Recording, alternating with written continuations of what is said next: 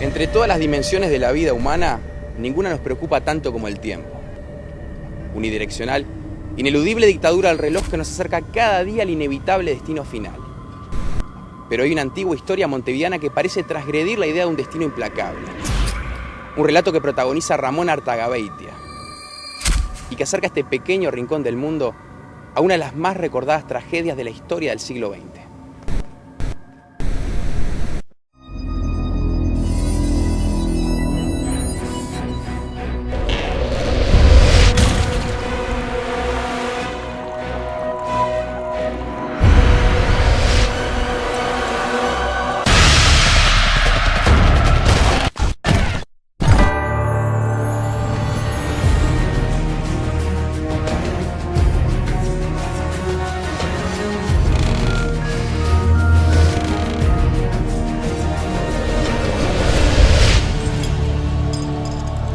Voces anónimas. El destino de Artagabeitia. Don Ramón Artagabeitia nació allá por el año 1840 o muy cerca, aquí en Montevideo. Era parte de una familia de clase media, alta, distinguida como las que había en aquel tiempo.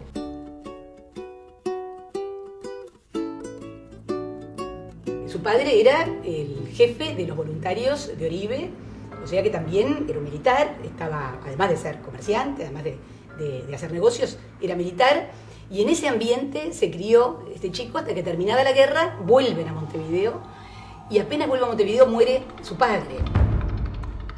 ¿Qué te contaba tu papá de Ramón? ¿Cómo era él? Que era guapo. Tipo al que le gustaba vivir la vida intensamente.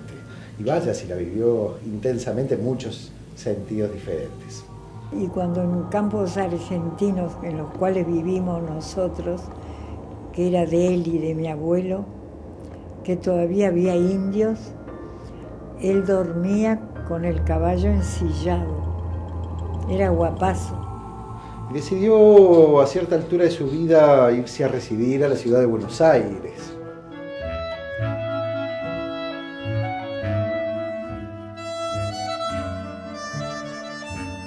Para él, cruzar a Buenos Aires, hacer negocios, era algo absolutamente común. Se vino una Navidad a visitar a su familia en aquellos recordados vapores de la Carrera.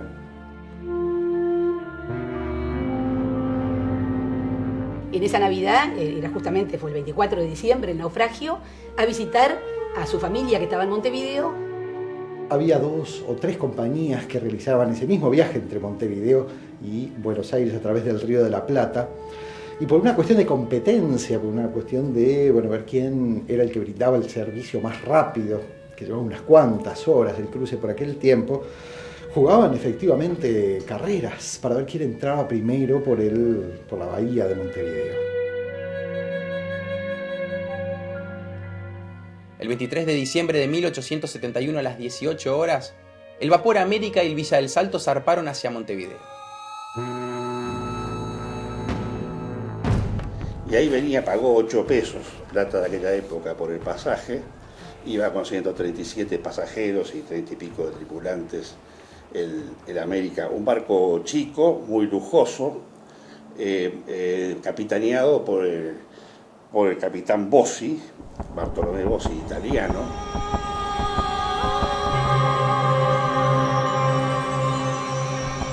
A punto de entrar a la bahía de Montevideo, aquel vapor América venía cabeza a cabeza con otro vapor que hacía la misma ruta de otra compañía, en esa pugna, digamos, por ver quién llegaba primero.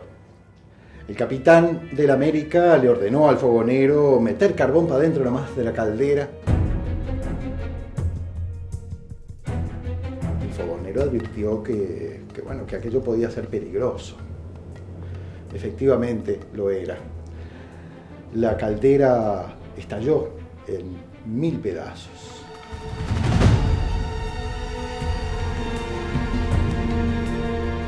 A la 1 de la madrugada, mientras la mayoría de los pasajeros dormía, se oyó una fuerte explosión originada en las calderas. El fuego invadió inmediatamente al buque dividiéndolo en dos partes, provocando así el hundimiento del mismo a pocas millas de la costa uruguaya.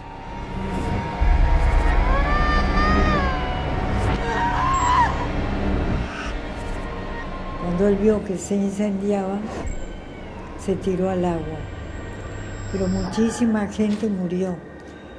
Y había escenas de tragedia, se sentían gritos, niños, madres que clamaban por sus niños. Él contaba que fue una cosa muy trágica, muy espantosa, una cosa que lo conmovió cuando él estaba agarrado a una silla de cubierta y se estaba manteniendo a flote, era buen nadador, lo agarran de una pierna, otro náufrago, y empieza a tirar y se iban abajo los dos, porque la silla, evidentemente la silla aguanta a una persona apenas, y dos se iban los dos.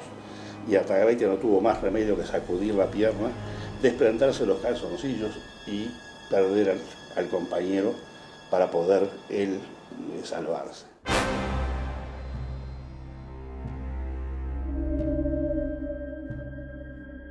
Dos hermanitos de mi abuela, que era argentina, casada acá con una Artagabeitia, murieron dos hermanitos que venían en ese barco.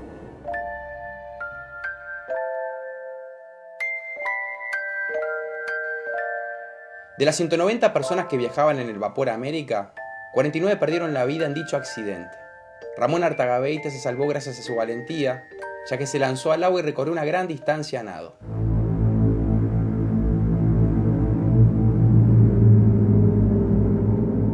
Y en Villa de Salto, que pasó muy cerca, se vieron las luces de Villa de Salto, no paró, vino después, siguió de largo.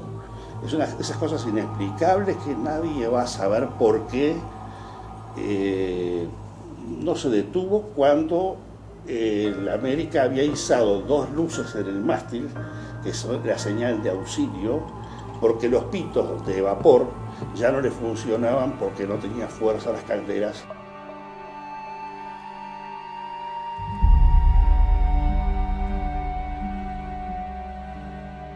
Sé que el barco estaba en el puerto, pero a distancia, a bastante distancia. Él tiene un recuerdo que lo deja marcado para toda su vida. Sobre todo, los gritos de fuego, fuego, lo persiguieron, fueron su pesadilla, que en muchos casos incluso cuando viajaba, después viajó mucho en su vida, se recordaba a sí mismo durmiendo con el salvavidas puesto. El hundimiento de la América fue terrible. Las pesadillas siguen atormentándome. Aún en los viajes más tranquilos, me despierto en medio de la noche con horribles pesadillas y siempre oyendo la misma funesta palabra. Fuego, fuego, fuego. He llegado al punto en el cual me encuentro a mí mismo parado en cubierta con el salvavidas puesto. Fue un accidente que dejó marcado a la sociedad uruguaya, el accidente del vapor América. Aquellas vivencias lo acompañaron probablemente casi toda su vida.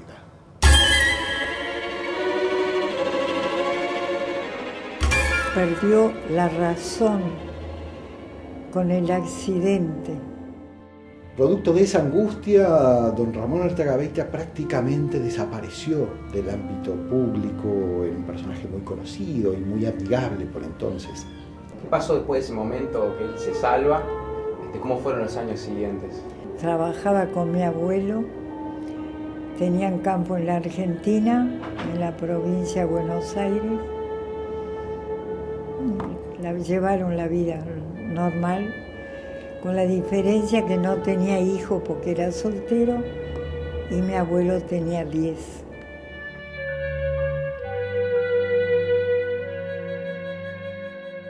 Y Artagabeitia sigue su periplo, su estancia en Guaminí, en Buenos Aires, en La Pampa, y fue presidente del directorio del Partido Nacional en el exilio, infatigable viajero, soltero. Lo cierto es que pasaron lustros, décadas, y don Ramón no lograba salir de aquel temor profundo por el mar que tanto había acompañado a él mismo y a su familia. Cuando tiene 65 años de edad, decide que ya ha trabajado lo suficiente, ha invertido lo suficiente y que ha llegado el momento de pasarla bien. pasarla bien, como se podía pasar en el 900. Y decide viajar a Europa. ¿Vos creés que eso es porque él tomó conciencia del valor de la vida por haberse salvado de aquel accidente? Es decir, acá yo pienso que simplemente a esa edad, que en esa época significaba ser un viejo, decidió que, bueno, que iba a hacer lo que el cuerpo le pidiera. Calorcito en Europa, evitar los inviernos acá.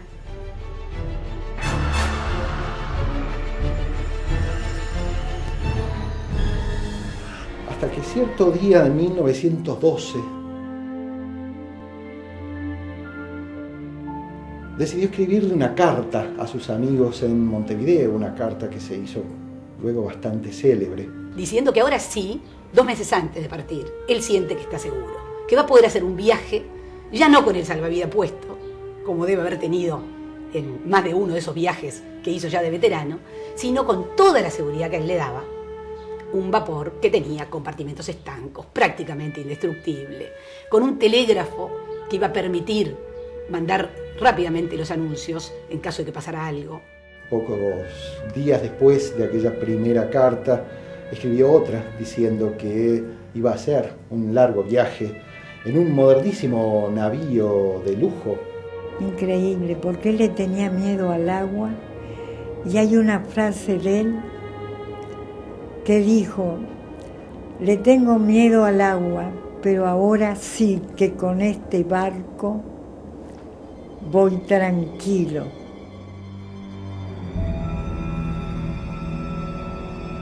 Sacó un pasaje junto con otros 2 uruguayos, hermanos Carrau.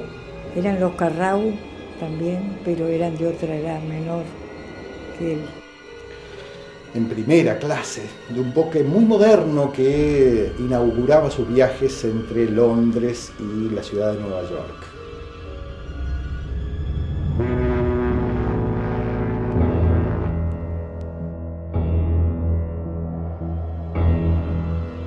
Cuando ya tenía 72 años, es que decide viajar a visitar a un sobrino que era cónsul en Berlín en ese momento, y estando en Europa se entera de que parte el viaje inaugural del Titanic.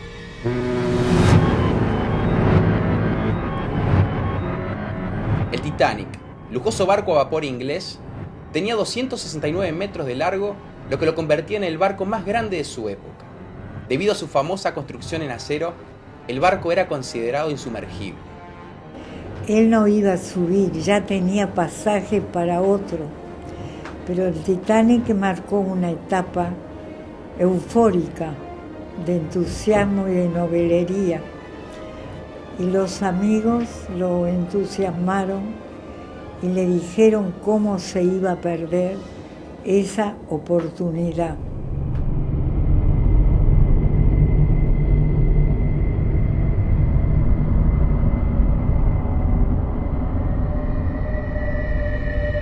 Escuchando muy atentamente la historia, uno puede creer incluso que hasta don Artagaveitia presentía que aquel no iba a ser un viaje cualquiera.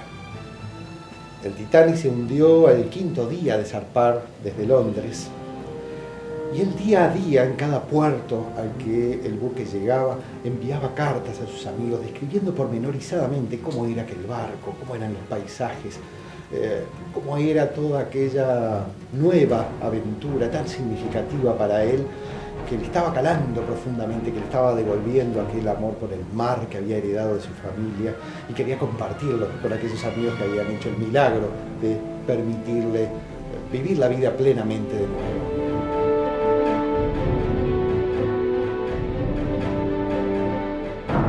Cerré mis ojos y me subí a este enorme barco.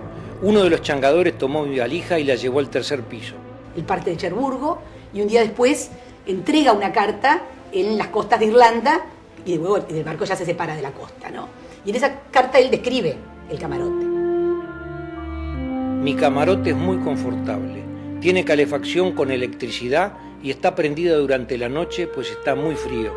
Conocí a un diplomático mexicano y a un señor Amingo de Díaz. En la misma carta expresaba su fe en el nuevo sistema de comunicaciones, el telégrafo inalámbrico. No te puedes imaginar, Enrique, la seguridad que da el telégrafo. Cuando el América se hundió justo enfrente de Montevideo, nadie contestó a las señales de luces solicitando ayuda. Ni siquiera el barco Villa de Salto respondió a nuestras señales de luces. Ahora, con un teléfono a bordo, eso no volverá a suceder. Podemos comunicarnos instantáneamente con cualquier lugar del mundo. Describe los muebles de madera, los muebles pintados de verde de la cubierta, y está realmente exultante, feliz. Fui por todos los corredores viendo todos los salones. Algunos de los muebles eran de madera. Las sillas verdes eran muy bonitas.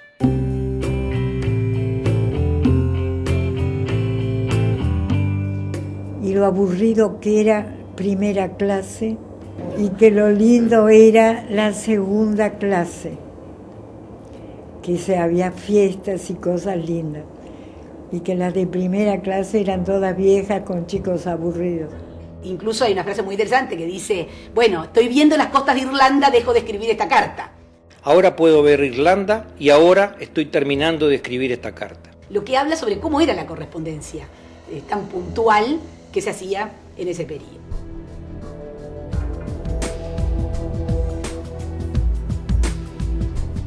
Durante el hundimiento, justo en el momento en que muchas personas comenzaban a aceptar el trágico final que les esperaba, le ofrecen a Ramón subirse a un bote salvavidas destinado a pasajeros de primera clase. De esta manera, casi medio siglo después del incendio del vapor América, la vida le da la posibilidad a este hombre de ganarle por segunda vez una pulseada a la muerte. Y le dijeron cómo se iba a perder esa oportunidad. En aquel bote salvavidas le esperaban algunos años más de vida, pero esos años significarían mucha tristeza y dolor. Quizás por eso decidió quedarse junto a los hermanos Carragua en la cubierta del Titanic, escuchando los últimos acordes de una orquesta que a pesar de la tragedia no dejaba de tocar.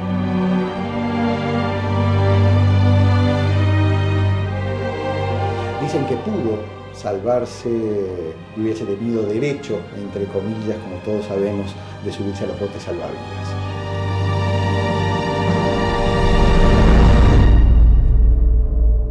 ¿Por qué pensás que en esos botes de rescate, cuando le ofrecen a Ramón, no se sube? Él prefiere quedarse dentro del barco. Bueno, esa es la parte de la historia que a mí más me gusta. En parte me gusta porque rompe estereotipos. Se salvó toda la gente de primera, murieron todos los de tercera. Entonces a mí cuando me preguntan digo, bueno, mi pariente viajaba en primera y no se subió al bote, como diciendo, las cosas nunca son totalmente blancas, totalmente negras, ¿no? O sea que ahí tienes una persona que viajaba en primera clase que podría haberse subido y no se subió. ¿Qué pensás de esa actitud?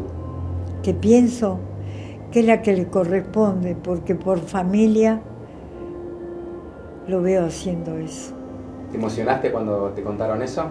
No me llamó la atención porque mi padre y todos son de esa estirpe.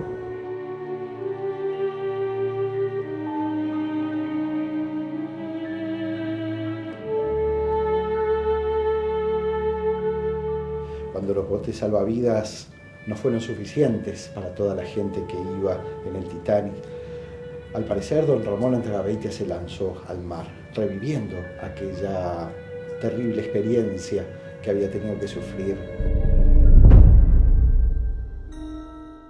Él no murió ahogado, él murió de frío.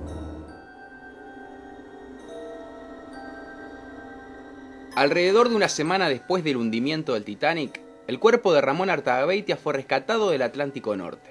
Su cuerpo fue enviado a Nueva York y desde ahí embarcado a Montevideo, donde fue enterrado aquí mismo, en el cementerio central, el 18 de junio de 1912. Y hay una imagen de una virgen preciosa en la tumba de él, que él compró en una exposición de París. Alta, de tamaño natural, que está con las dos manos así, mirando para abajo, que está en nuestra tumba, la familia Artagabeitia.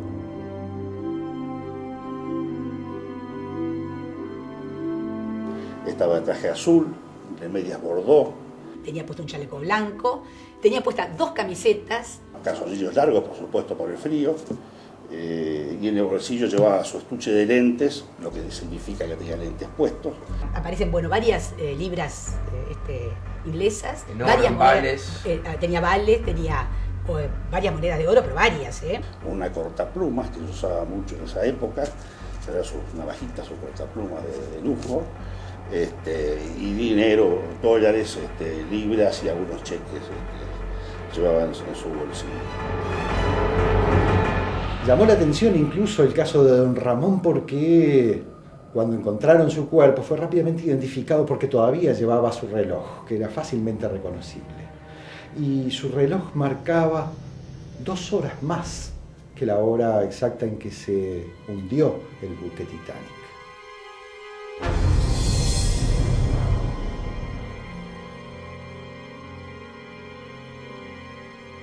El reloj marcaba 2 horas de diferencia con la hora que se dice que naufragó. Hasta el reloj de don Artagabeitia parece haber desafiado al tiempo mismo.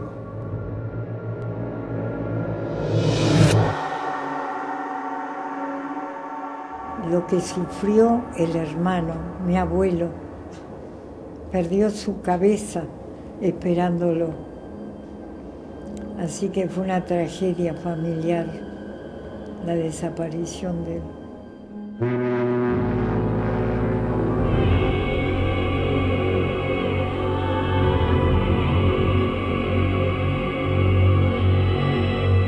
¿Qué representa Ramón Artagabeitia para toda la familia? Bueno, el Artagabeitia más famoso, el Artagabeitia sobre el que te preguntan, el que se quedó soltero, el que hizo la fortuna, el que invirtió, el que viajó, el que representa, en cierto modo, la Belle Époque, es decir, representa todo un enorme periodo, son 72 años. No es lo mismo el Uruguay de la Guerra Grande que el Uruguay de la Belle Époque. Es un poco como el representante de quien hizo opciones diferentes, absolutamente válidas, porque también trabajó, pero, digamos, es en ese sentido un personaje, y es un personaje muy romántico. Y al ser un personaje muy romántico, toca en nosotros toda la parte romántica que los seres humanos tenemos, ¿no?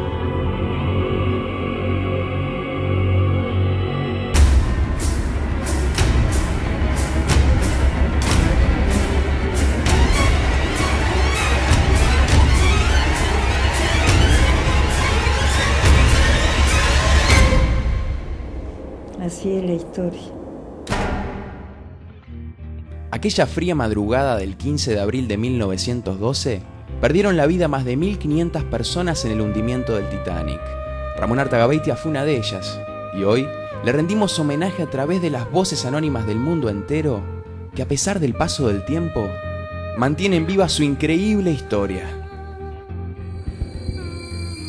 La extraña historia de Artagabeitia parece estar hablando de un destino a primera vista inevitable. Pero sin embargo, quien esté dispuesto a escuchar con atención los saberes que se esconden en la tradición oral montevideana, podrán comprender que don Ramón se ganó la oportunidad de dilatar por más de 40 años el llamado definitivo del mar. Y es esa voluntad transgresora de su destino la que le permitió ganarse por casi un siglo entero un lugar digno de la reflexión cotidiana de las voces anónimas.